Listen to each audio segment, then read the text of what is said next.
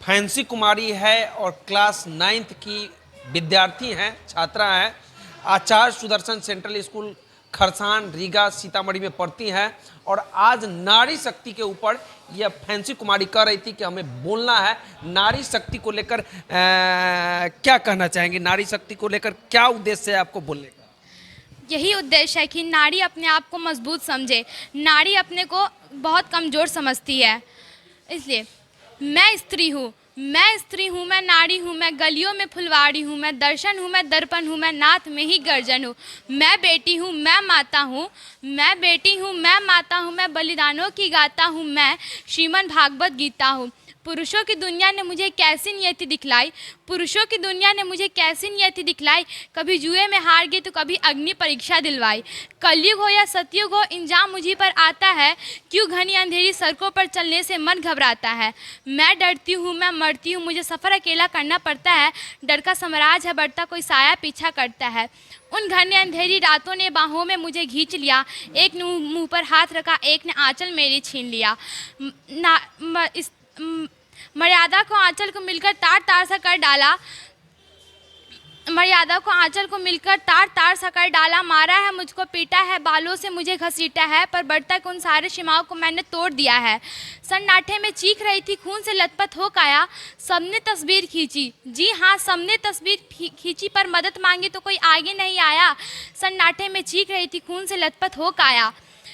ये कहने वाले क्या तुम्हें शर्म नहीं आती, ये कहने वाले क्या तुम्हें शर्म नहीं आती। उन घनी अंधेरी रातों ने मुझे बाहों में मुझे खींच लिया। मेरी शरीर की चोट तो बस कुछ दिनों में ही ठीक हो जाएगी, पर मन पीड़ा सारी उम्र साथ रह जाएगी। ये कहने वाले क्या तुम्हें शर्म नहीं आती। कल सड़क पर बेशूट पहनी बेटी आपकी भी हो सकती है। तो इस दर्द से बढ़कर कोई दर्द नहीं हो सकता, और जो नारी का अपमान करे वो कभी मर्द नहीं हो सकता।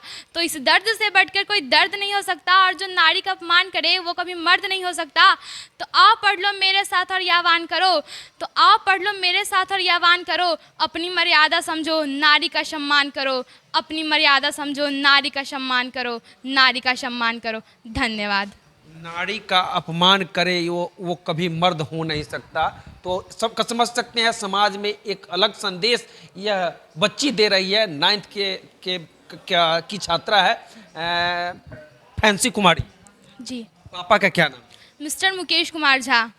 कहाँ घर है पापा का? रेवाशी पकड़ी टोले। पापा क्या करते हैं? ASL स्कूल में काउंटर पे बैठते हैं।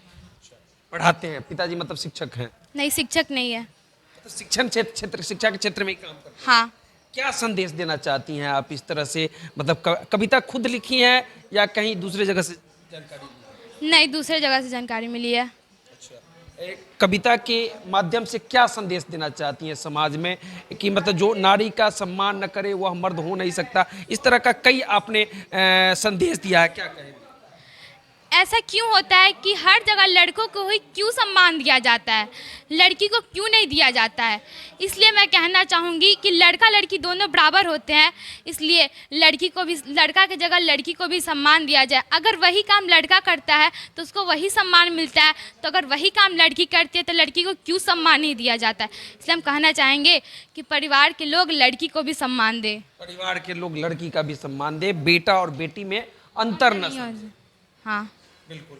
तो देख सकते हैं एक छोटी सी बच्ची इस तरह का संदेश अपने समाज को दे रही है कि बेटा और बेटी में अंतर ना समझे। या समाज में जो कुरीति है, जहां बेटियों को गर्भ में ही मार दिया जाता है, इसी को लेकर यह संदेश देना चाहती हैं कि बेटा और बेटी में आप अंतर ना समझे, बेटियों को भी वही सम्मान मिले जो एक बेटा को सम्मान मिलता है। तो इस वीडियो पर आपकी क्या प्रतिक्रिया है, कमेंट करके जरूर बताइएगा। आगे कुछ और भी कहना चाहती हैं आप समाज के लिए? नहीं।